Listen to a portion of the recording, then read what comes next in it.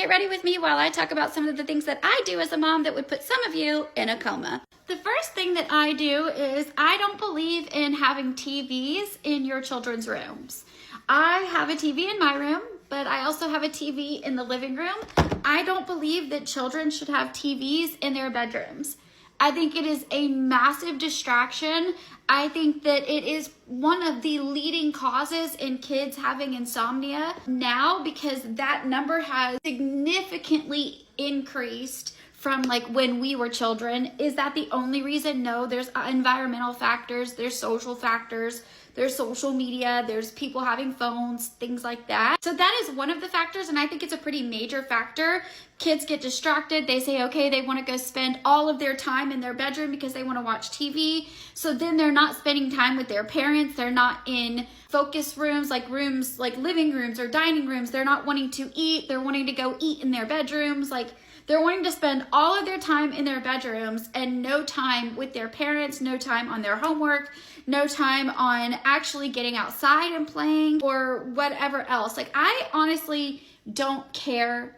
And this is going to lead me into my next one. I don't care if you watch TV.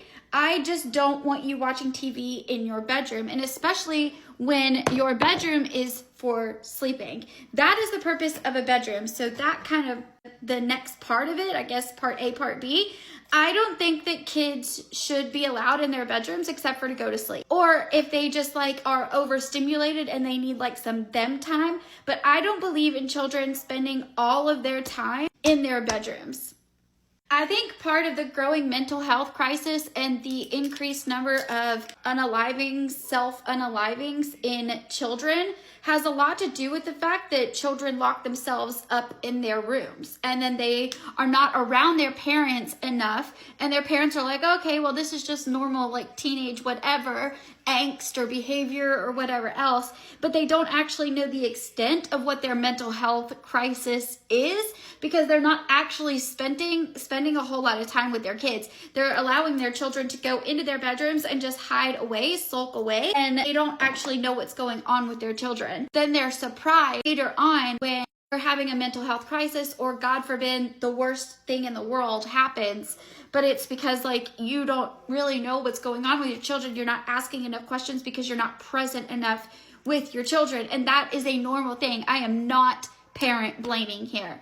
I am just saying the reason why I do not let my son play in his room all day long. He is not allowed to go to his room unless he is in timeout or it's time for bed. Your bedroom is for bedtime. It is not for anything else. If you are wanting to do things, you can do them as a family in the family rooms. I don't believe in that kind of separation. The next thing I do as a mom that might send you guys into a coma is I do not have a time limit on screen time.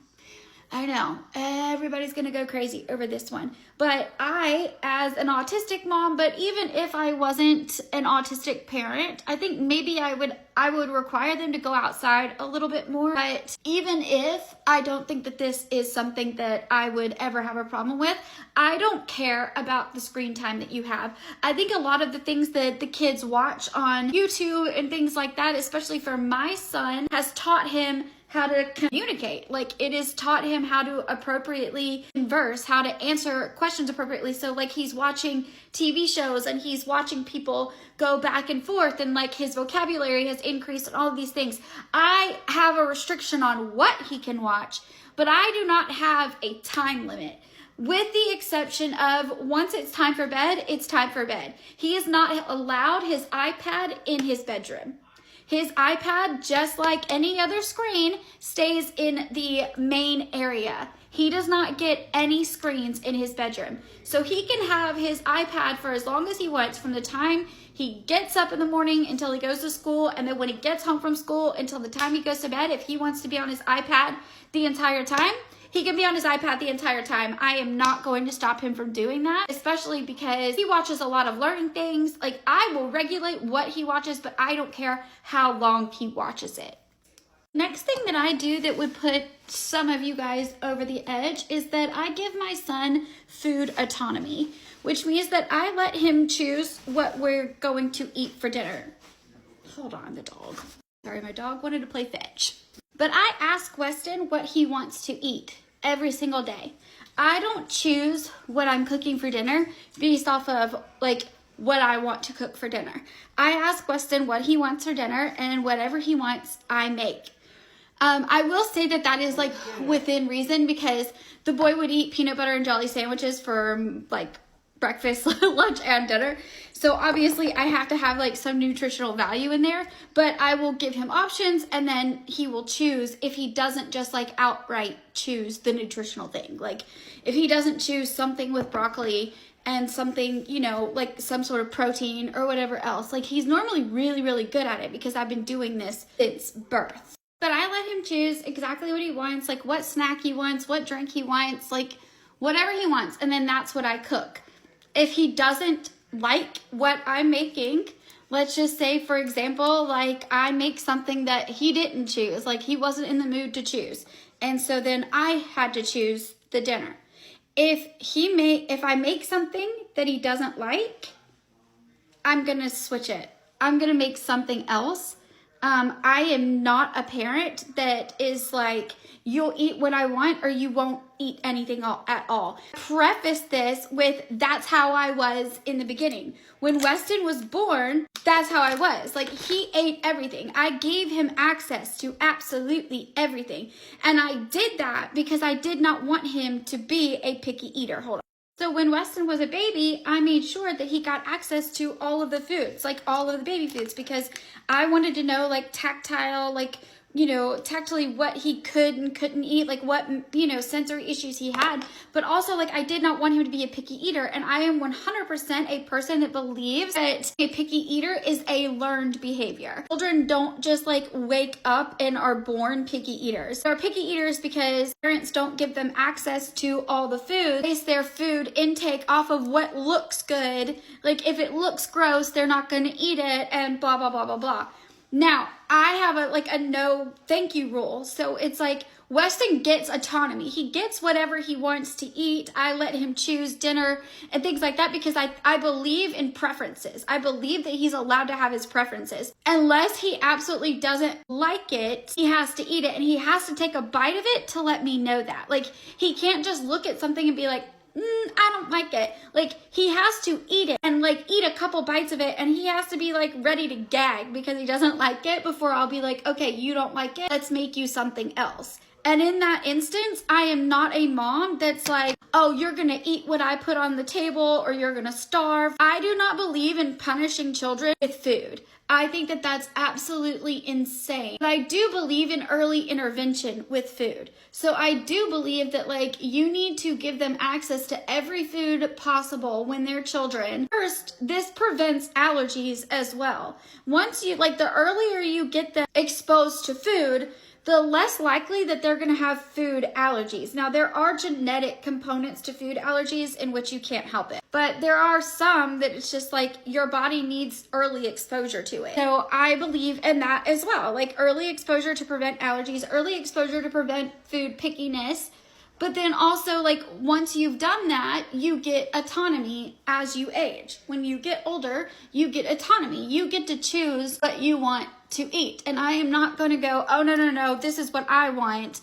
Like, I am going to eat whatever. I'm going to eat what my child wants to eat. I am going to go with his preference before I go with mine. If it's really that bad where it's like, I don't really want to eat what he wants to eat, then I will make 2 separate dinners. I know.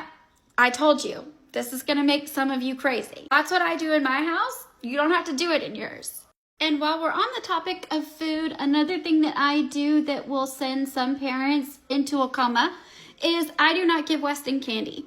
I have never given Weston candy. I mean, I can't say never. Like, I can't say that he's never had it, but I've never given it to him. And the thing is that I am a firm believer in, if your child doesn't know, then they won't ask for it. Like, if they've never had access to candy, they won't crave candy. I just believe that it's fine in moderation, but kids don't understand moderation. They don't understand that. And kids' brains, like sugar does something to your brain. It's an addictive property, and kids' brains are forming. So if you give them access to sugar at an early age, then they become addicted to sugar at an early age.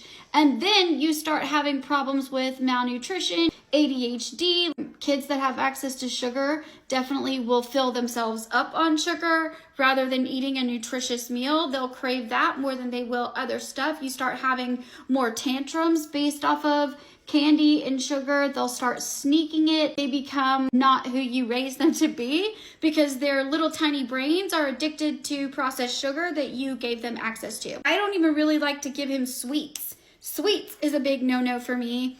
But in moderation. Like, I will let him have like the occasional milkshake. I'm happy to give him a milkshake, chocolate milk every once in a while, but this is definitely not something he gets access to all the time. And I will say, like, for the candy, like, I don't even give it to him on Halloween. I don't give it to him on Easter, not Valentine's Day. If he gets it at school in like a take-home bag, they put it in his book bag. I literally take it out of his book. He can't have access to it. If the adults want to eat it, that's fine. I just think that excess sugar, it's just not good for you. Processed sugar is not good for your nutritional intake. It messes with how you how your digestive system works. And then it stores as fat. I mean, it's the leading cause of like tooth decay, obesity, and causing problems with kids opting for nutritional food. They should know when they come home that they're not getting anything like that. And then any other sweets like cookies, brownies, cakes, cupcakes, things like that, they should get in very, very limited moderation. And that is the way that I raise Weston. That's the way it is here. He likes zebra cakes. I won't give him zebra cakes, but like maybe once every like 6 months. Because I just don't want him to get used to it. He will eat an entire pack of zebra cakes in one sitting. And you guys have seen that. I've literally been on live going in there looking for the zebra cakes, and he has eaten them all in one sitting, and he's done it secretively. And that's what kids do when they have access to sugar. They become secretive, and then they become where they're doing things that they shouldn't be doing, where they should be asking permission. They're not going to do it because they're craving those sweets. Because it's addictive. Sugar is addictive. So I don't do it. Again, do what you want. But in my home, we don't do it. This last thing is special needs parent specific. But my last and final thing that I do as a mom that would send most of you moms into a coma is I don't require him to do a shit ton of chores. But I do require him to do chores. And why do I say this? Because some special needs parents do not believe in their special needs child like doing chores. Like they just won't make them do it. And I think part of it boils down to like, they get frustrated and then it becomes more of a hassle because they'll throw a fit, they'll throw things, and then it's like it's better if you just do it yourself. And the way that I combat that is by giving him very limited chores. I make sure that the chores that he does are chores that he's been doing. And I started this really at a young age. From the time that he could help me, he has been helping me. And it's been the same set of chores the entire time. I haven't really progressed. At least my progression is really slow. Like what I did was I started with, he had to push in his chair. That was his chore. When he first started being able to walk, that's when he got his first chore. And his first chore was if he was getting up from the table, his chair needed to be pushed in. And that's as simple as I made it. I let it go after that. And then later on, it was you need to take your plate and you need to put it in the sink. You don't have to rinse it, you don't have to wash it, but you need to take your plate and you need to put it in the sink. And that was when he could see over the sink and he could walk. So it's like it goes with him growing essentially. At the same time, it's like I'm still keeping it very limited. So like, for instance, the next thing was that he needed to rinse his plate. Then the next progression was he needed to put it in the dishwasher. Then the next progression was he needed to unload the dishwasher, but it wasn't all of the dishwasher. He just does the silverware. And that is true to today, except that I recently added like plates and bowls and stuff. So he gets to put his plates, his cups, and his bowls away. He doesn't have to put mommy's away, like the breakable ones, but the ones that I got specifically for him, the plastic ones, he has to put those away in the cabinet. And he knows exactly where to do that. And then I started adding in, he has to make his bed.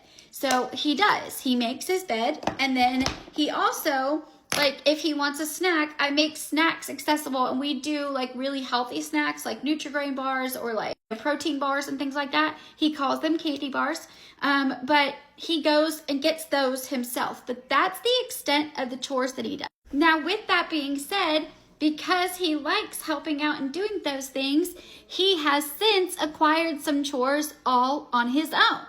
And I do promote independence. Like, I'm trying to get him to get, he gets dressed by himself. He used to not do that. And so we look at that as like a chore, or at least I do. And so like he's doing well with that, brushing his teeth, putting on his deodorant, and bathing himself. I have to go behind him and do those things because he's not really mastered those things, but he is wanting to do more. Like, for instance, he puts his clothes in the washer. Now, is my washer always ready for clothes? No, it's not. Sometimes he opens the washer when the washer is still going. He will take the clothes off and he'll go to my washer and he will put his clothes in the washer to be washed. And he did that all on his own. And so when I say that, like, I don't bombard him with chores, it's because I don't want him to look at chores negatively. I want him to look at chores as if they are fun to do, they're necessary to do, but they're fun and then they're helpful.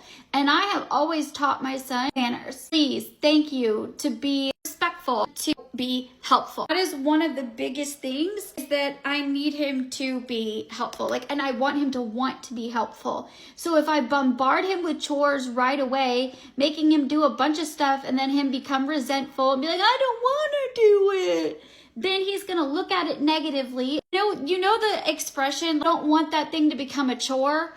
That's because chores have a negative connotation around them. And I don't want Weston to think of chores negatively. I don't want him to think of homework negatively, which brings me to my final point. I thought that the last one was my final point, but this is my final point. I do not require my son to do homework.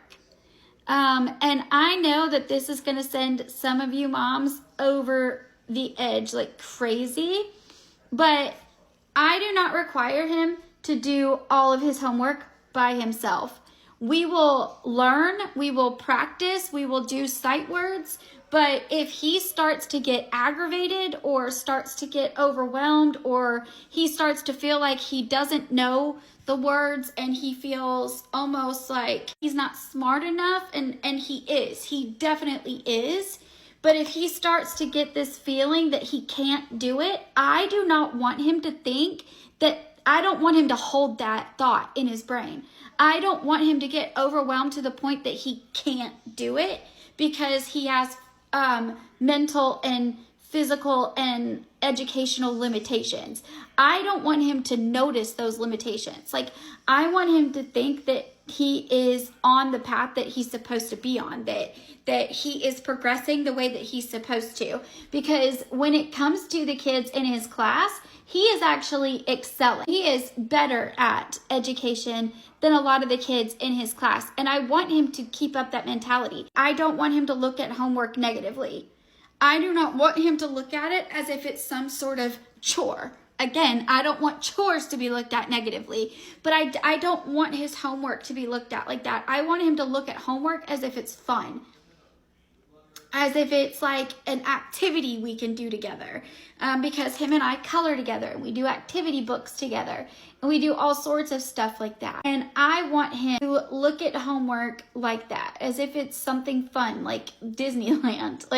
That's what I don't want him to think about it negatively. So if that's the case, then we will stop what we're doing and we will do something else. We'll do redirection. We'll get his mind off of it. Put him on something where he's not going to feel like he's incapable of doing it and that he's not smart enough. I don't want him to ever feel like he's not smart enough for the things in front of him.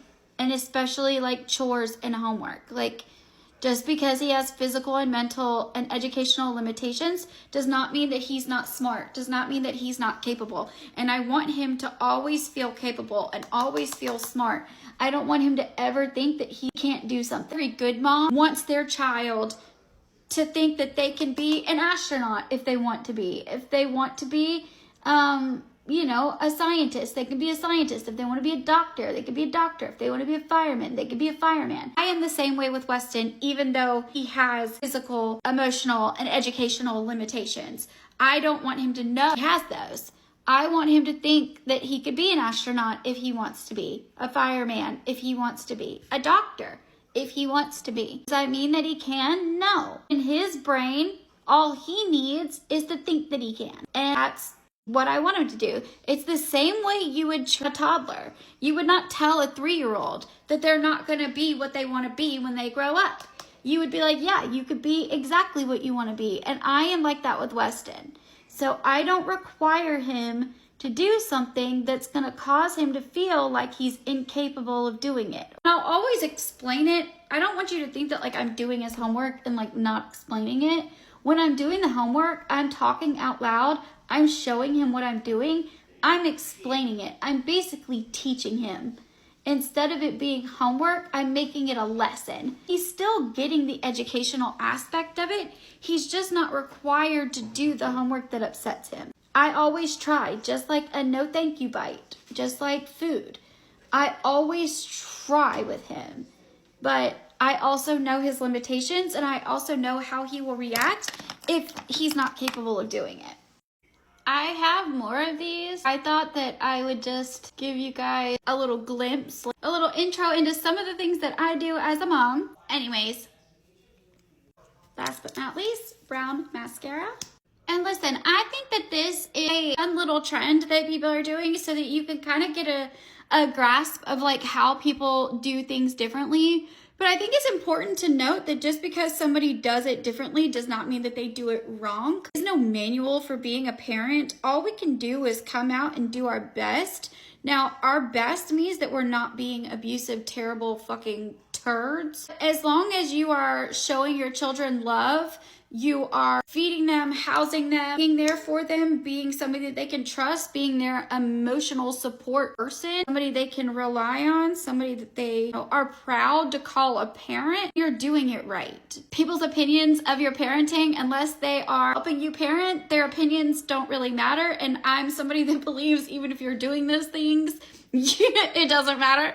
I am Weston's mom. I'm going to parent him the way that I see fit. And as long as he is safe and healthy, nobody can say anything about that. These are the 6 things that I do that would send other parents into a coma.